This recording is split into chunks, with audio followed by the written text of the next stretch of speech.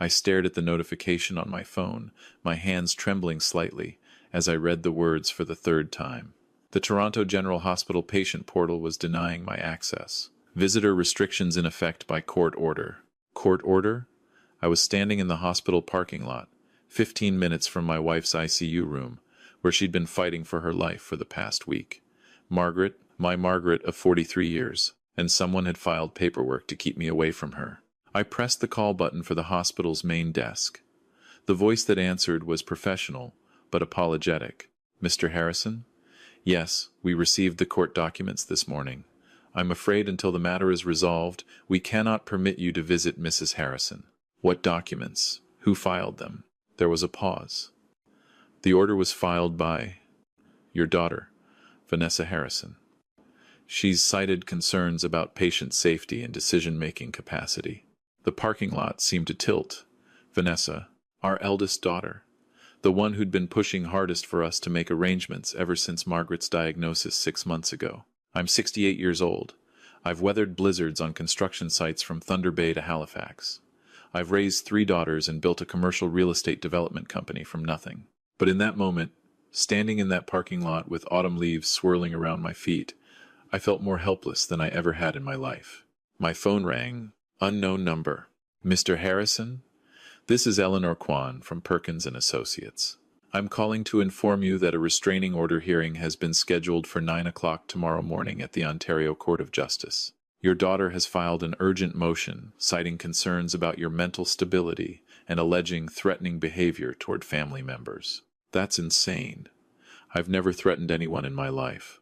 The allegations include statements that you've become increasingly erratic, that you've made threats regarding the family business, and that you're attempting to coerce Mrs. Harrison into signing documents while she's medically compromised. I felt cold. Documents? What documents? According to the filing, you've been pressuring Mrs. Harrison to alter her will and revoke the medical power of attorney she granted to Miss Vanessa Harrison 3 weeks ago. 3 weeks ago, when Margaret was first admitted to intensive care. When Vanessa had arrived at the hospital with a lawyer and paperwork that Margaret, groggy from medication, had signed, I'd been in Vancouver for an emergency board meeting about our Burnaby project. By the time I got back, it was done. I need to see my wife, I said. She's dying. I understand, Mr. Harrison. But until the hearing tomorrow, the order stands. I'd strongly recommend you retain counsel immediately. I sat in my truck and made calls. My lawyer, David Chen, was on a golf course in Muskoka, but answered on the second ring. When I explained the situation, his response was immediate. Don't go to the hospital. Don't contact Vanessa. Don't do anything that could be construed as violating the order. I'll file an emergency countermotion. But Richard, this is sophisticated. Very sophisticated. Someone's been planning this. It's about the company, I said. The pieces falling into place. Margaret owns 51%. I own 49%. If she dies without changing her will, Vanessa inherits controlling interest, David finished. And with you painted as mentally unstable and potentially dangerous, she'd have grounds to force you out entirely. I drove home to our house in Rosedale, the neighborhood where Margaret and I had raised our girls, the Victorian mansion we'd renovated together. Every room held 40 years of memories. The kitchen where Margaret had taught Vanessa, Claire, and Beth to make her mother's Ukrainian pierogies. The study where I'd worked late nights on development proposals while she edited architectural plans beside me. Margaret wasn't just my wife. She was my partner. The brilliant architect who'd turned my construction company into a development firm specializing in sustainable commercial buildings. The woman who'd designed half of Toronto's waterfront revitalization. The voice of conscience who'd kept me honest when profit could have compromised principles. And now our daughter was trying to take it all, while Margaret lay dying. I spent that evening going through files. Margaret had always been meticulous. If Vanessa was making moves, there would be evidence.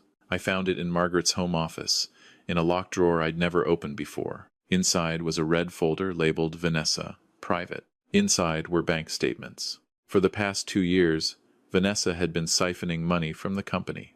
Small amounts at first, disguised as consulting fees and expense reimbursements.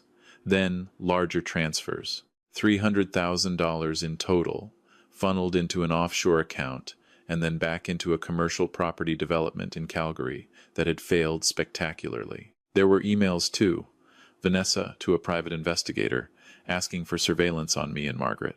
Vanessa to a lawyer, asking about options for elderly parents showing signs of dementia.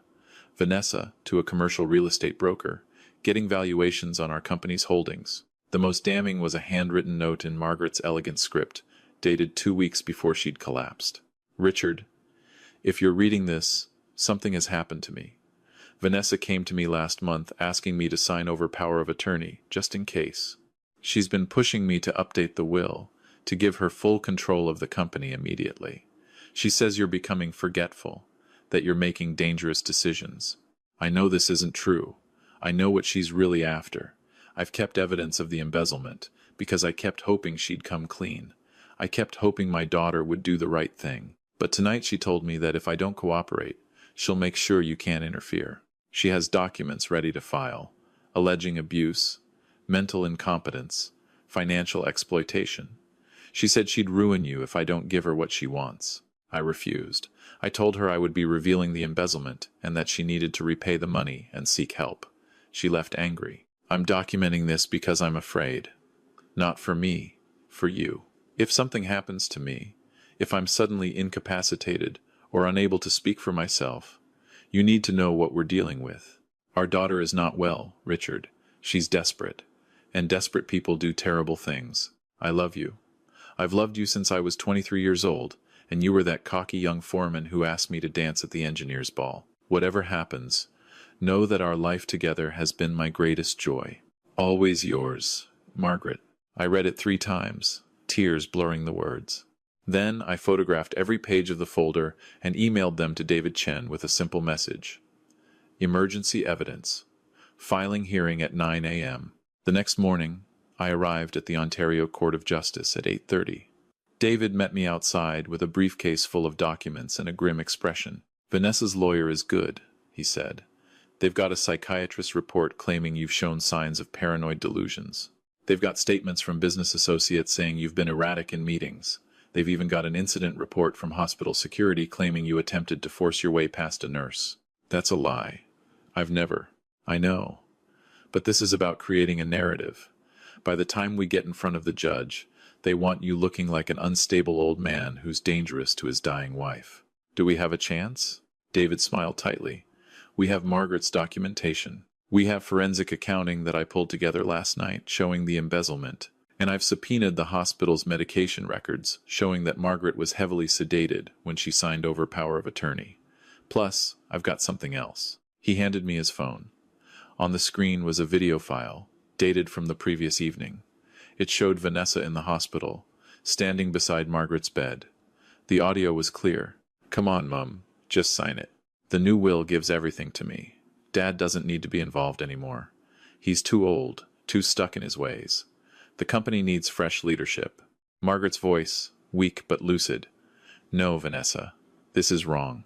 You don't have a choice. If you don't sign, I'll make sure Dad can't see you anymore. I'll tell them he's been abusing you.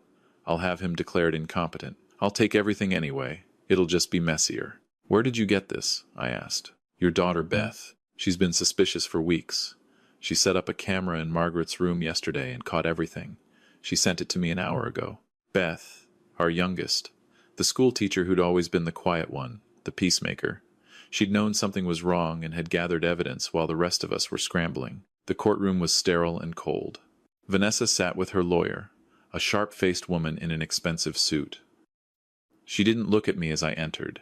She looked confident, prepared, like someone who'd already won. The judge, Justice Patricia Osei, was a gray-haired woman with stern eyes. She listened to Vanessa's lawyer present the case. An elderly man, increasingly erratic, attempting to manipulate his dying wife, potentially dangerous. Then David stood up.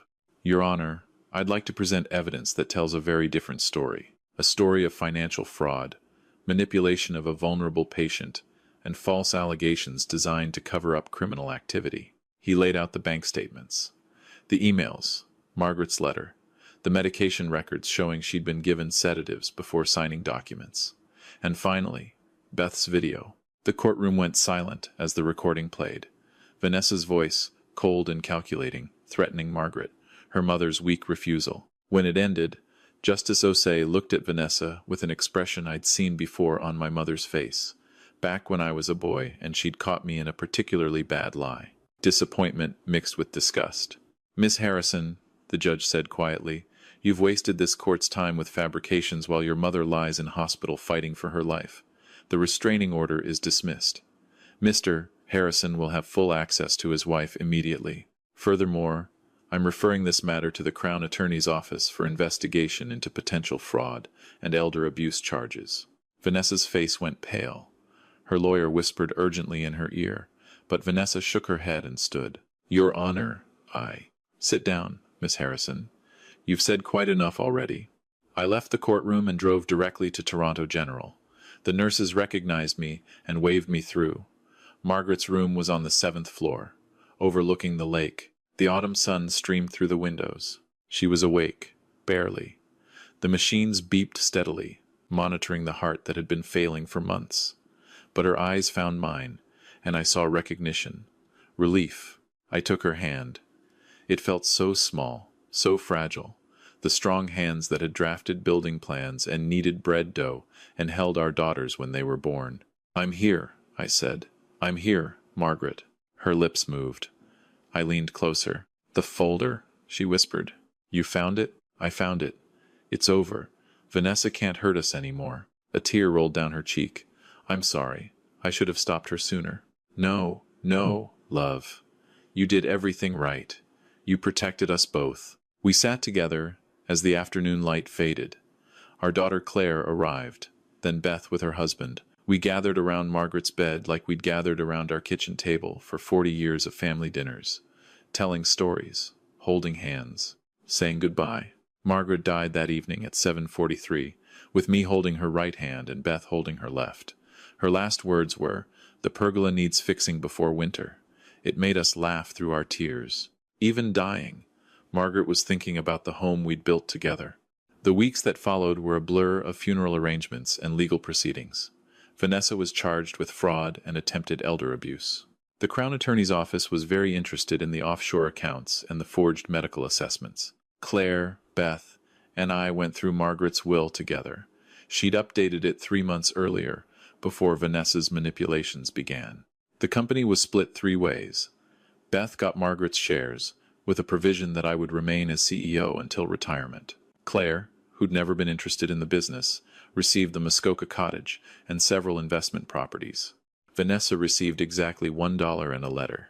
I read the letter alone in Margaret's office. Her handwriting, her voice. "Vanessa, if you're reading this, I'm gone, and you didn't change your path. I want you to understand something. Your father and I built that company with our bare hands and our integrity. Every project we took on, we asked ourselves, will this make Toronto better? Will this last? Will we be proud to put our name on it? You asked none of those questions. You saw only money, only status, only what you could take. The saddest part isn't the theft. It's that you had a chance to build something of your own, to make your own mark. You were talented, smart, capable, but you wanted the shortcut. You wanted the reward without the work. I'm leaving you $1 because you need to learn what your father learned at 23, standing in a muddy construction site with nothing but a high school diploma and a work ethic. Everything worth having must be earned. If you're angry reading this, good. Use that anger to build something real. Make something you can be proud of without stealing it from someone else. I loved you from the moment you were born. I love you still. But love doesn't mean giving you what you want, when what you want will destroy you. Go earn your life, Vanessa. Make me proud. Mom." I folded the letter and put it with my copy of Margaret's final folder. Evidence, yes, but also a roadmap, a mother's last attempt to save her daughter from herself. 6 months later, I stood in the boardroom of Harrison Development with Beth and Claire. We were reviewing plans for our newest project, a sustainable housing complex near the waterfront, designed to Margaret's specifications from notes we'd found in her office. Affordable, beautiful, built to last. Beth, it turned out, had inherited Margaret's eye for design. She'd quit teaching and thrown herself into learning the business. Claire had taken over the financial operations, bringing an organizational genius we desperately needed. The company was thriving. More importantly, It was staying true to the principles Margaret and I had founded it on. Vanessa pleaded guilty to fraud charges and received a suspended sentence with probation and community service. She was required to repay the embezzled funds and complete court-ordered therapy. I saw her once, outside the courthouse, after her sentencing. She looked smaller somehow, defeated. "I'm sorry," she said. It was the first time she'd spoken to me since the restraining order hearing. I wanted to be angry. Part of me was. But I thought of Margaret's letter, her belief that people could change if they chose to. "Your mother left you something," I said. "Not money. Something better. A choice. You can spend the rest of your life bitter about what you didn't get, or you can build something real. Your call." She nodded slowly. "I got the letter. I've read it about 100 times. And? I'm enrolling in architecture school. University of Toronto, part-time program. I figure maybe I should try doing things the right way for once." I felt something loosen in my chest. Not forgiveness, not yet, but hope. "Your mother would like that. Will you?" She hesitated. "If I do this, if I really commit to learning, to earning it, would there ever be a place for me? In the company?" I thought about it. About trust broken and families fractured and second chances. About Margaret's fierce belief in redemption. "Finish school," I said. "Work somewhere else for 5 years. Build a portfolio you're proud of. Then we'll talk. But Vanessa, understand this. If you come back at the bottom. You earn every promotion. You prove every day that you deserve to be there. No shortcuts. No family favors." "I understand." She wiped her eyes. "Thank you, Dad." I watched her walk away, wondering if she'd really do it. Wondering if people really could change their fundamental nature, or if we just found better ways to live with our flaws. A year has passed since Margaret's death. I still reach for her in the morning, still expect to hear her voice calling from her office. The house feels too big, too empty. But Beth and Claire come for dinner every Sunday, and we're planning to scatter Margaret's ashes at the Muskoka cottage this summer. I'm 70 now. I think about retirement more seriously than I used to. But not yet. Not until the waterfront project is finished. Not until I know the company is in steady hands. And maybe, just maybe, not until I see whether Vanessa shows up 5 years from now with that portfolio and a real commitment to doing things right. Because here's what I've learned in 7 decades on this earth. Family isn't about blood alone. It's about values. It's about integrity. It's about doing the right thing even when the wrong thing is easier. Margaret knew that. She lived it every day of her life. And in the end, even dying, even betrayed by our daughter, she found a way to teach that lesson one more time. I keep her letter on my desk now, the one she wrote me, knowing she might not survive. The one that said our life together was her greatest joy. Mine too, Margaret. Mine too. And that's the thing about building a life with integrity. Even when people try to tear it down, even when they lie and cheat and betray you, the foundation holds. The structure stands, because it was built right from the start. Some lessons cost everything to learn, but the alternative, living without principles, without honor, without love, costs so much more. Build your life like you'd build a house meant to last generations, with honest materials, with solid foundations, with care for the people who live in it long after you're gone. That's what Margaret taught me. That's what I'm teaching Beth and Claire. And maybe, if there's mercy in this world, that's what Vanessa will finally understand. The work continues. The legacy endures. And every building we design, every project we take on, I ask myself the question Margaret would ask. Will we be proud to put our name on this? The answer, always, must be yes.